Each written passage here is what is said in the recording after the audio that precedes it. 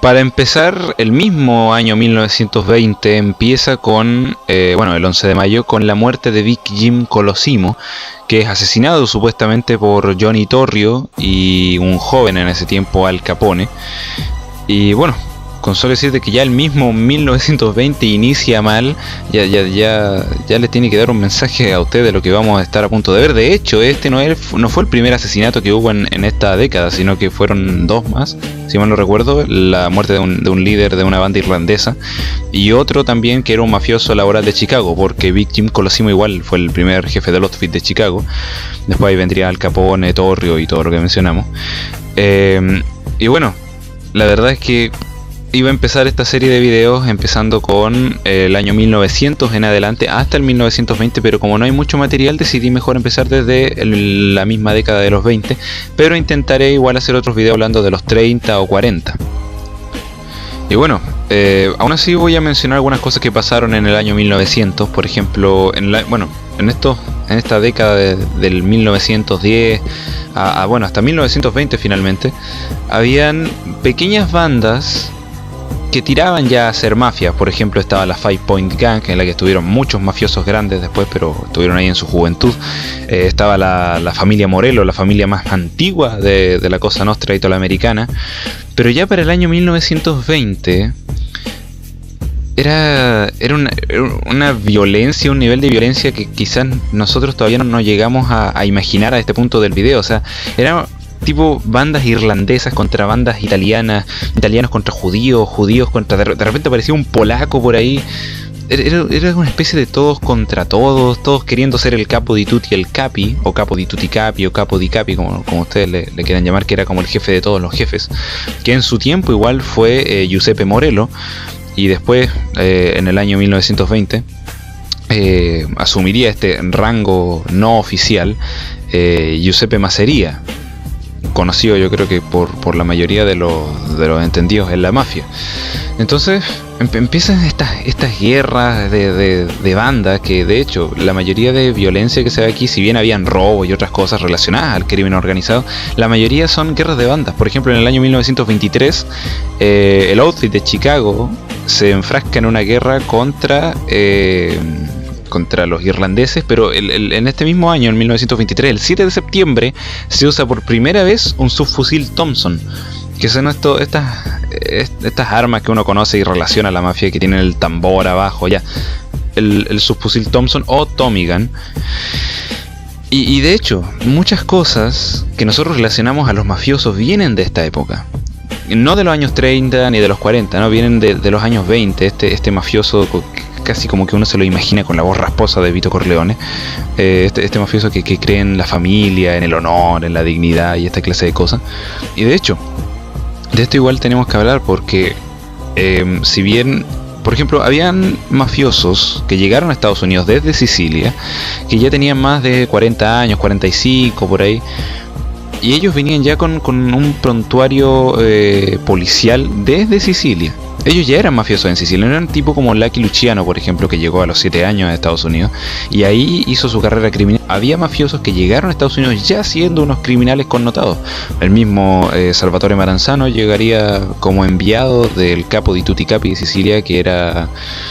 Miren, ahora no se me fue el nombre, pero ya Maranzano ya venía siendo un mafioso, venía de Castellamarese del Golfo y todo. Ahora, esta clase de mafiosos, como les digo, creía en estas cosas, en estos como valores, y de hecho, por esos mismos valores les impedían, por ejemplo, negociar con otras bandas. Tipo, yo soy un italiano y no voy a negociar contigo. En realidad no, ni siquiera un italiano, yo soy un siciliano y no voy a negociar contigo porque eres un italiano de otra parte, que no es de Sicilia. O incluso habían algunos que eran más extremos y no negociaban contigo porque no eras del mismo pueblo siciliano que ellos. Entonces al final, ¿esto qué traía? Más guerras interminables, de hecho, guerras que eran infinitas, que eran matar. Y además traía pérdida de plata, porque no podías hacer negocios con otras etnias, podríamos así decir. De hecho, Frank Costello se le conocía como el sucio calaverés por estos mafiosos más viejos. Pero también estaban haciendo una nueva estirpe de mafioso más joven, como Lucky Luciano.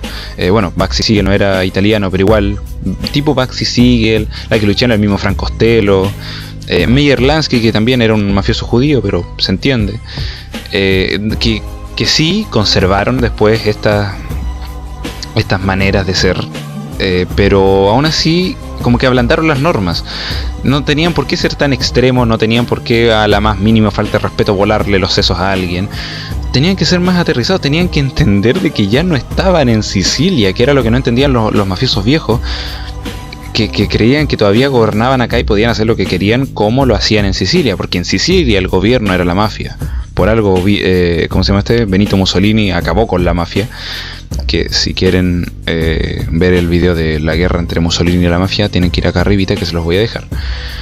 Entonces tenían que entender eso, estos mafiosos, de que ya no estaban en Sicilia, que aquí era una ciudad ya más civilizada quizá, y los mafiosos que se criaron en Estados Unidos, que eran más estadounidenses que sicilianos, como Lucky Luciano, entendieron esto y sabían de que tenían que adaptar sus negocios, quizás no ser menos violentos, bueno, en cierto modo igual ser menos violentos, pero priorizar la plata, priorizar el negocio. ¿Qué me da más dólares a mí? No importa si tú eres un judío, un estadounidense, un polaco, un ruso, da lo mismo. Tú vas a hacer negocio conmigo porque tienes un buen negocio, cosa que no hacían los mafiosos viejos. Los mismos mafiosos viejos que te volaban los sesos en caso que hasta los mirara feo, porque tenían este concepto tan extremo del honor y la lealtad, y etcétera, etcétera, etcétera.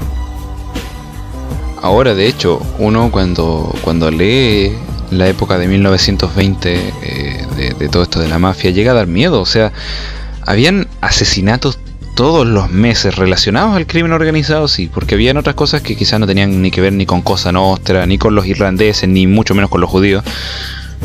Pero habían asesinatos, habían palizas, era muy violento. Entonces, como les digo, el concepto de mafioso que uno tiene viene de los años 20. Porque para los años 30, que vamos a hacer un video de eso, el mafioso ya era más como un empresario, era más camuflado, ya se relacionaba por ejemplo con gente de los famosos de esa época.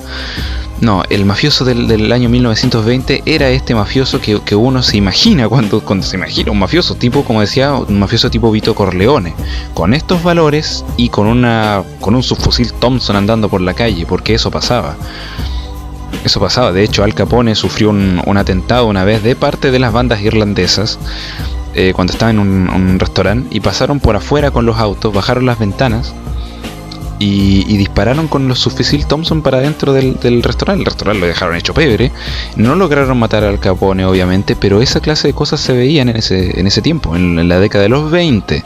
Si bien para los 30 igual había asesinato y cosas así, para empezar no eran tan llamativos, porque estos tipos llegaban con un subfusil Thompson, eran capaces de arrasar con un lugar completo para matar solo a un viejo y después salir arrancando en un auto. Para los años 30, por ejemplo, esperaban que el viejo que querían matar saliera del restaurante y ahí lo mataban en un lugar más discreto. Estos tipos no. Y de hecho, una vez leí de un niño que murió en una guerra en la que estuvo Mad Dog Cole, el perro loco Cole, que también era un mafioso irlandés, que de hecho una vez lo contrataron, eso sí, ya para los años 30, para matar a Lucky Luciano. Pero para los años 20 hubo una guerra ahí entre irlandeses en donde murió un niño que estaba jugando en la calle. Gente que no tenía nada que ver se veía afectada por esto. Entonces, estos mafiosos nuevos, como yo les decía, se dieron cuenta de eso. De que para empezar los asesinatos no le hacían bien a nadie, o sea, a nadie le hace bien un asesinato.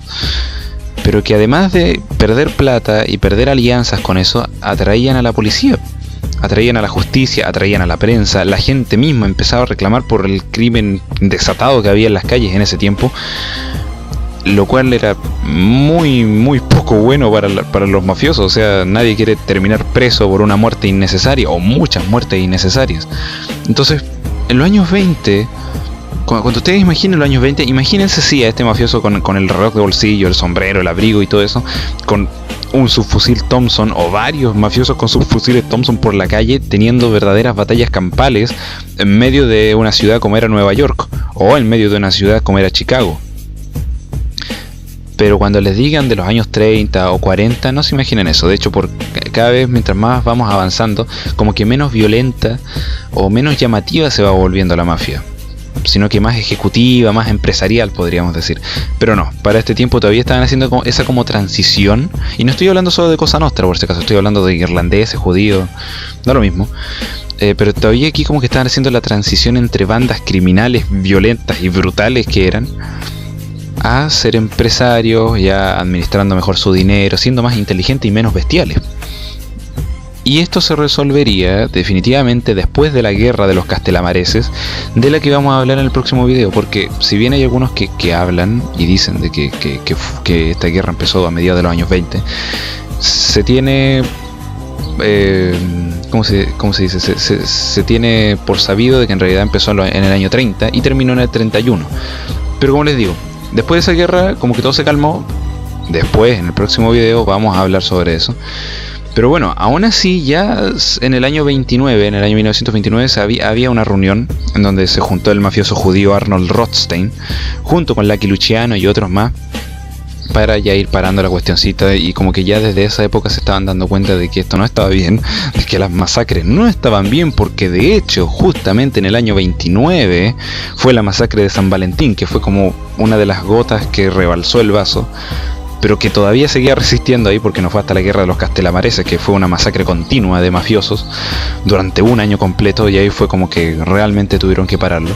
Pero ya para el año 29 hicieron una reunión que se considera que fue una de las reuniones más importantes que ha tenido la mafia, junto con la conferencia de La Habana, muchos años después, y en donde como que se establecen las bases ya empresariales de la mafia. Y como les digo, la mafia, no estoy hablando solo de mafia italiana, también imagínense a los judíos, creo que los irlandeses fueron excluidos de esa reunión, ¿no? Justamente como un intento de eliminarlos.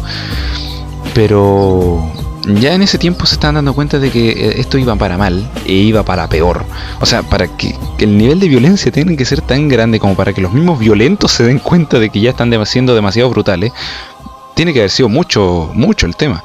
Entonces en el año 29 hicieron esta reunión, como les digo, para organizar mejor esto. Y ya para la guerra de los castelamareses, después de eso, se hizo bien. Como que se concretaron todas esas ideas.